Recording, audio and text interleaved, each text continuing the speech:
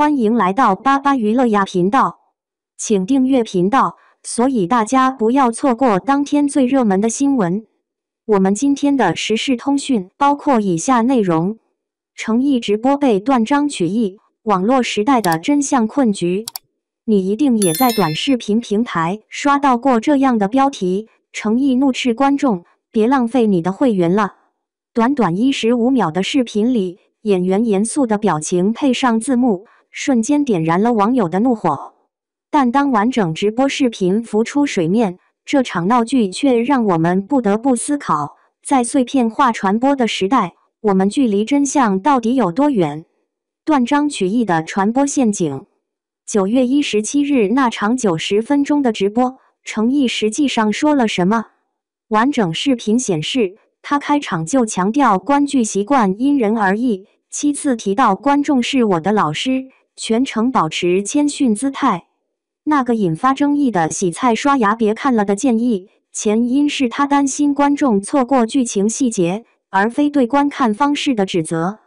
但在短视频传播中，所有铺垫被精准剪掉，只剩最具冲突性的片段。这种剪辑不是简单的信息简化，而是典型的议程设置。研究发现，社交媒体上经过刻意剪辑的视频，其传播速度是原视频的3至7倍。冲突、对立、猎奇，这些元素构成了流量时代的通行证，却也成了真相的第一道坟墓。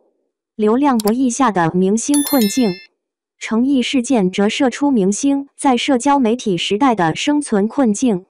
一方面要保持与粉丝的真诚交流，另一方面每句话都可能被解构成不同版本。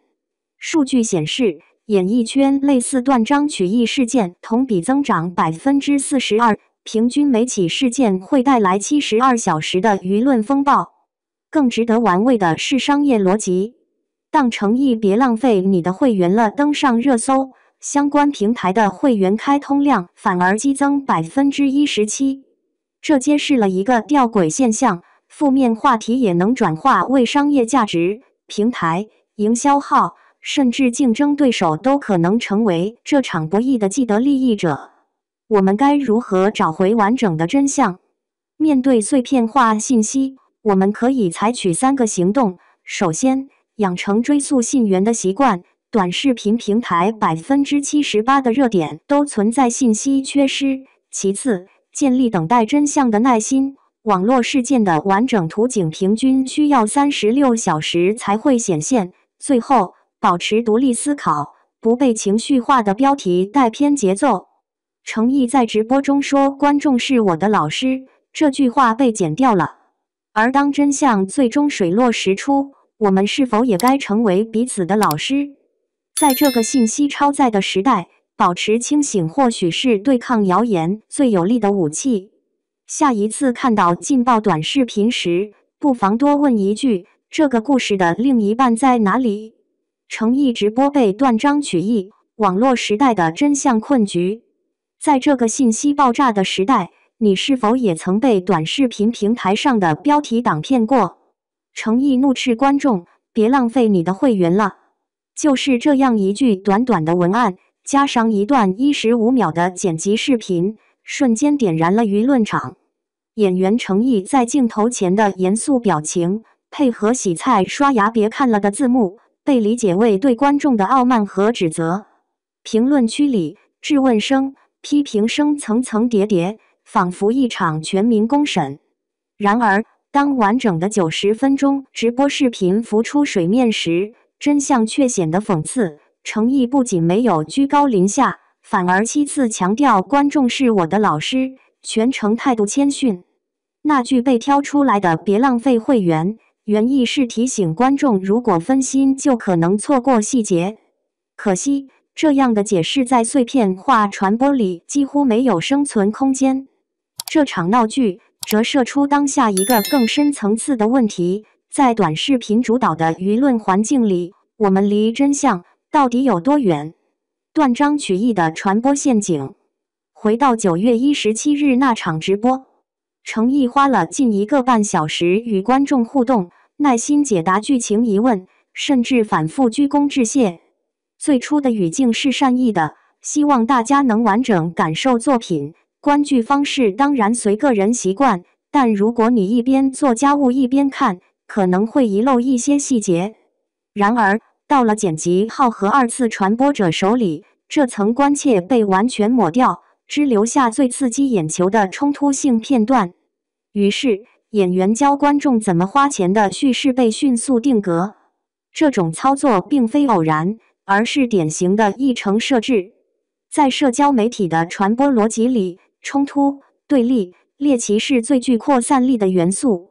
研究显示，经过刻意剪辑的视频，其转发速度通常是原视频的3至7倍。于是，铺垫被删，逻辑被改，观众直接收到经过包装的碎片化信息。换句话说，在追逐流量的算法推送中，真相往往成为第一批被牺牲的东西。明星的困境，一句话的风险。诚意事件不是孤立。过去几年，演艺圈类似的断章取义风波明显增多。据数据监测，2024年起此类事件同比上涨42%，平均每次都会引发持续72小时以上的舆论发酵。明星的困境正在于此，他们需要通过直播、短视频与粉丝保持互动，展示亲近感。但与此同时，每一句话都可能被放大、歪曲，甚至被用来制造黑点。更复杂的是背后的商业逻辑。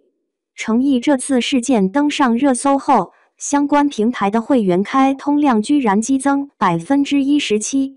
换句话说，越多争议，平台越能收割用户。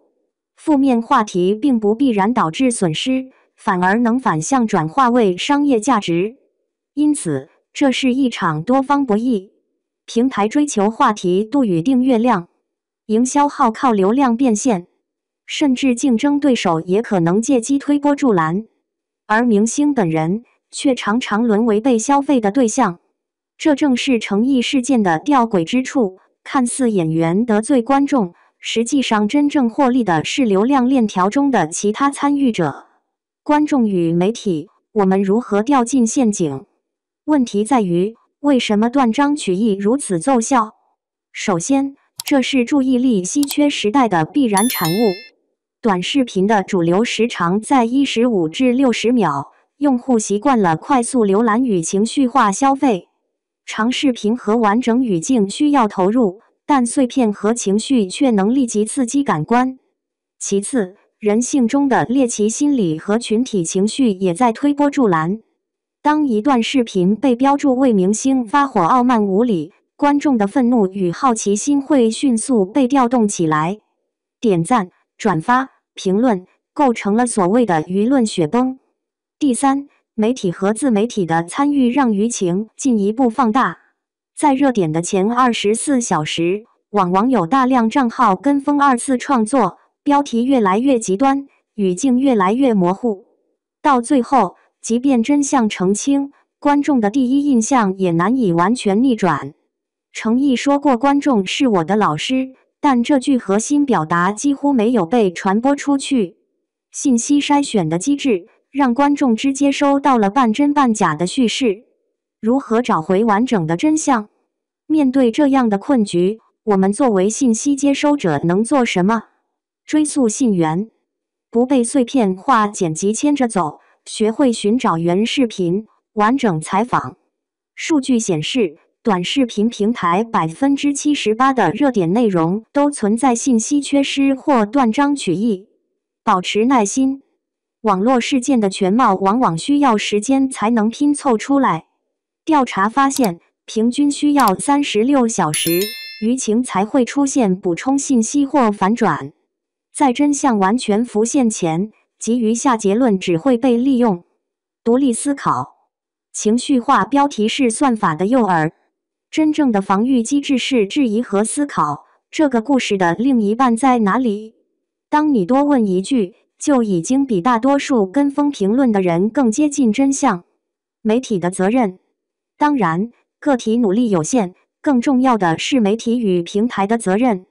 对断章取义式的剪辑，平台是否应该建立更严格的溯源机制？